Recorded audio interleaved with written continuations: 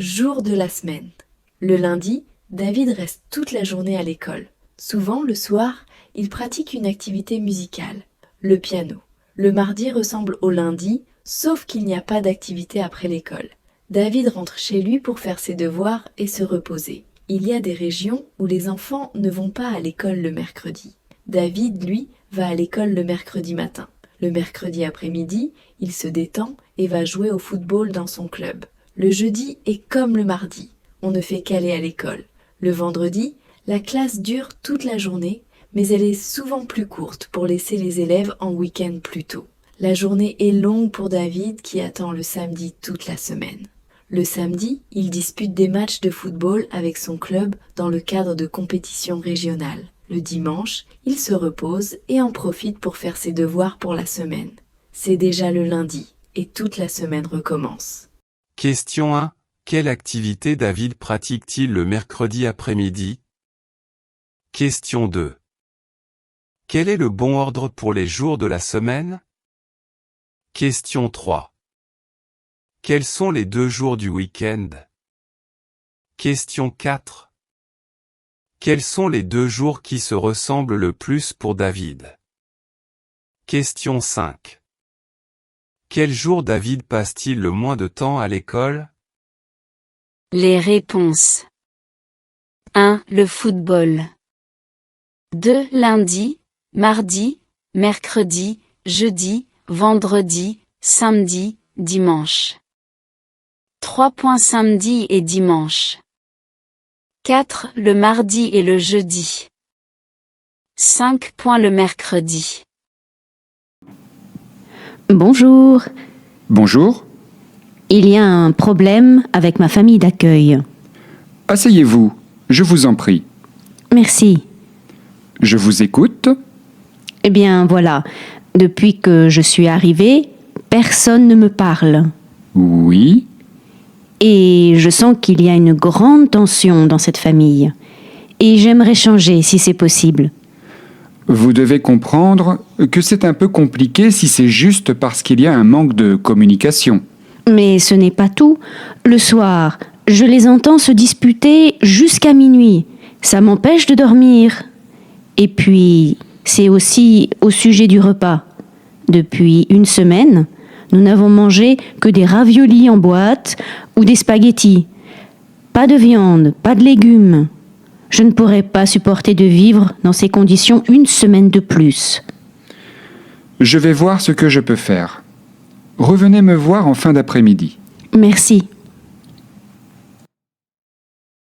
Question 1. Que veut l'étudiante? Pourquoi?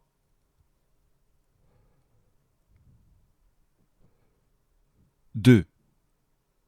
Le responsable accepte-t-il tout de suite? Pourquoi?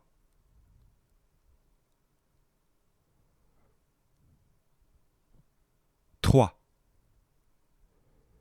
Que propose la famille d'accueil pour le repas? 4. Quand donnera-t-il sa réponse? Comment vas-tu?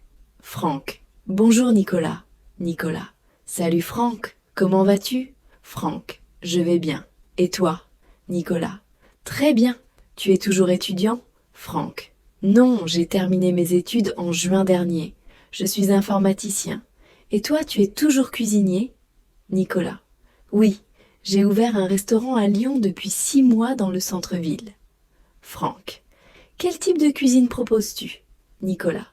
Je propose des spécialités de la région lyonnaise. Franck. J'aimerais beaucoup venir et goûter tes recettes. Nicolas. Je serais ravi de t'accueillir. Quand souhaites-tu venir? Franck. Samedi soir. Je viendrai dîner avec mon amie. Nicolas. Elle travaille dans le domaine de l'informatique aussi? Franck. Non, elle est fleuriste. Elle s'appelle Paola. Elle est italienne. Nicolas. J'ai hâte de la rencontrer. À samedi? C'est ma vie. Je m'appelle Angelica Summer. J'ai 12 ans et je suis canadienne.